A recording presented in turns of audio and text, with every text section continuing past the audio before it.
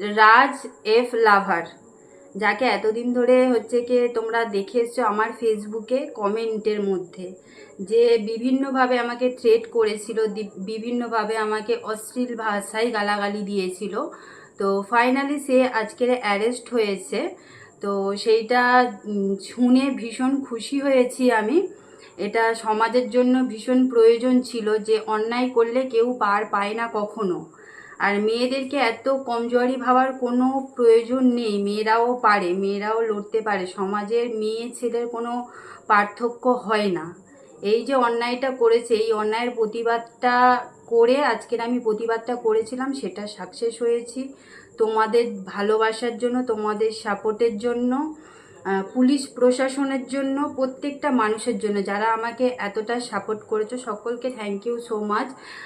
মিথুন স্যারকে personally thank you so much আমি জানাচ্ছি, কারণ স্যার আমাকে রীতিমতো প্রত্যেক দিন ফোন করে আমাকে খোঁজ খবর নিতেন, আমি সেভ আছি কি না সেটা জানতে চাইতেন, যে পাশে রয়েছি, কোনো সমস্যা হলে অবশ্যই জানাবেন, কোনো ভয় পাবেন না, আমরা আপনার পাশে রয়েছি। পুলিশ প্রশাসন থেকে ভীষণভাবে গাইড পেয়েছি, মিথুন স্যারের থেকে খুব ভালোভাবে গাইড পেয়েছি। আর যেই সব দিদিরা আমাকে নিয়ে গিয়েছে, আমার জন্য এগিয়ে এসেছে মেয়ে হিসাবে, তো সেই দিদিদেরকেও থ্যাংক ইউ সো মাচ। সবাই এইভাবে পাশে থেকো।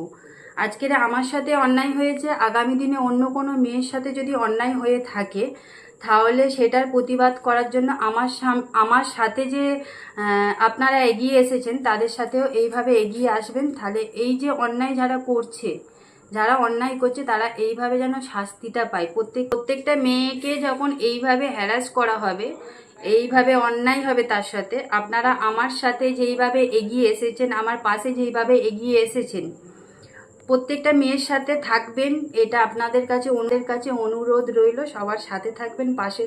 ধন্যবাদ এসপি অফিসকে, ধন্যবাদ এসপি অফিসারকে, ধন্যবাদ এসপি অফিসের অল টিমকে, ধন্যবাদ জানাই সকলকে, ধন্যবাদ মিঠুন স্যারকে, ধন্যবাদ যেসব দিদিরা আমার জন্য এগিয়ে এসেছিল, সকলকে ধন্যবাদ।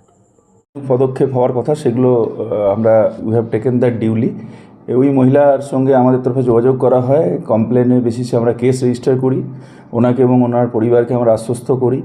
আমরা আমাদের সাইবার টিম, আমাদের ফলতা পিএসের টিম, আমাদের এসওজি টিম সবাই অল ওয়ার্কড ইন ট্যান্ডেম, এবং একটু হয়তো সময় লেগেছে, কারণ ইন বিটুইন আমরা ফেসবুককে অ্যাপ্রোচ করি, ওখান থেকে আমরা যেটা আমাদের প্রসিডিওর আছে এসওপি মেনটেন করে আমরা we zeroed in on his identity, কারণ ওটা ফেক অ্যাকাউন্ট ছিল। তো সেটা করার পরে তারপরে আমরা ওখানে ওই ন্যাচারালি ওই ছেলেটি যে অ্যাকিউজ সে অ্যাবসকন্ড করছিল তারপর থেকেই। তো তারপরে আবার আমরা অন্য স্টেট থেকে, ইনফ্যাক্ট উড়িষ্যা থেকে, কটকের আশেপাশে কোনো অঞ্চল থেকে আমরা টিম পাঠিয়ে ওকে আমরা অ্যারেস্ট করতে সক্ষম হয়েছি। পরে ট্রানজিট রিমান্ডে আমরা ওকে নিয়ে এসেছি, এবং আজকে আমাদের এখানে কোর্টেতে ওকে ফরওয়ার্ড করা হয়। তারপরে আমরা 5 দিনের পিসি ওকে মাননীয় কোর্ট সেটা আমাদেরকে দিয়েছেন।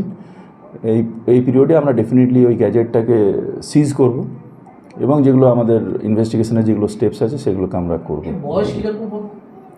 এটা যেহেতু ন্যাচারালি এটা খুব এখন পর্যন্ত আমরা প্রাথমিক স্তরে যেটা পেয়েছি ইনভেস্টিগেশনে, যে এটা বর্ডারিং আছে, তো আমরা ন্যাচারালি খুব কনক্লুসিভ ওয়েতে এক্ষুনি কিছু বলছি না। এবং আমরা যে জন্য আমরা আইডেন্টিটি কমপ্লেনেন্টের ক্ষেত্রেও যেমন আমরা এটা as per the law definitely আমরা we will not be disclosing the identity, same lies with the accused also, because it may turn out that he is a minor. তো ইন দ্যাট কেস এটা সেই জন্য আমরা অবশ্যই এটা গোপনীয়তা রাখছি। ধন্যবাদ।